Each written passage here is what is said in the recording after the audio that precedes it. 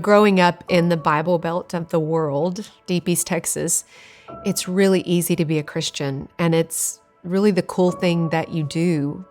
This True Love Waits conference came to town, and it's the conference where you profess your purity and you promise your purity to the Lord. And I just walked down to the front and I meant every word. I was 15 years old and truly, truly meant that I was promising my purity to God. 3 months, almost to the day after that conference, I was brutally molested and raped by an older man. And I remember, even in the moment that it was happening, the resounding thought that plagued me was that I had kept my promise, but God had not kept his. And that lie that I could be rejected now turned into, who would want me? I was used, abused. What pure, godly, wonderful man would ever want this used thing? This lie that every relationship would reject me translated into an identity that I was rejected. And the behaviors that I would choose throughout my teenage years and even into my young adult life would just solidify that. As a teenager, I was off the rails, truly.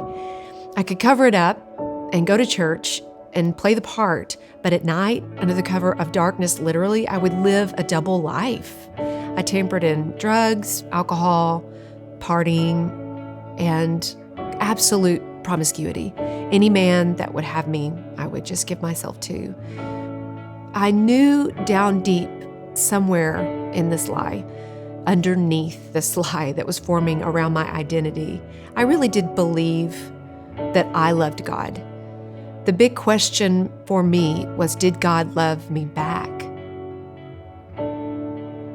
While I was in college, I met Justin, who I would marry, and Justin would just be another effort in my life to cover this lie.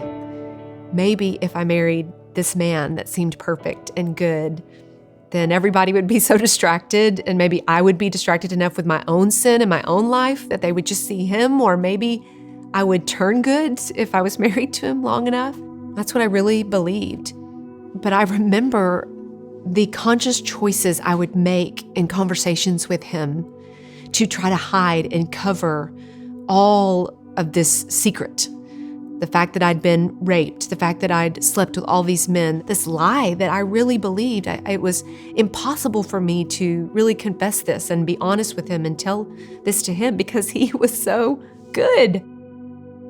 So slowly, over the course of our marriage, we just grew into two very different people and grew apart.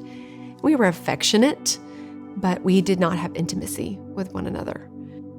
As the intimacy fractured and frayed between Justin and I in our early marriage, the lie that I had crafted and created and toyed with all through my childhood and all through my adolescence and young adult years was just easier to believe. Feeling so isolated and alone inside my heart and my mind, yet I so wanted to be accepted and seen that it was a lot easier than I thought it would be to compromise when a man at church, not just a man, my best friend's husband, began to notice things about me, see things in me that it seemed like Justin had forgotten. Little things like remembering what perfume I wore or what I'd said the week before or the color of shirt I had on. It's so subtle, this thing in ourselves that we've believed, that we've told ourselves is true. It's so subtle that it's easy. It's easier than we want it to be to engage in. So for me to cheat on my husband, for me to be the adulteress for 3 years, the secret was killing me from the inside out, deteriorating me in mind, body, and soul in every way. I didn't have the courage to confess it on my own.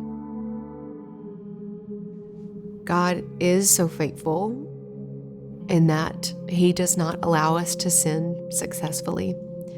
He will bring our sin to its end. and run its course.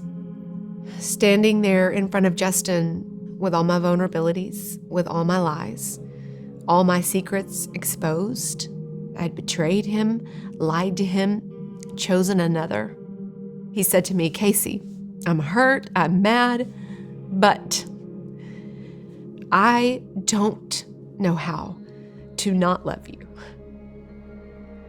And y'all, I'm telling you, it was like scales fell from my eyes for the very first time. I experienced grace and love as if Jesus was standing right there. My husband was speaking to me the way that Jesus speaks to every single one of us every day. And for him to stand in the wave of this choice, devastated, angry, hurt, and choose me, his words were the words that profoundly changed my life. Because it was the moment in my life where I received grace for me and believed God's love for me in such a real way for the very first time in my life.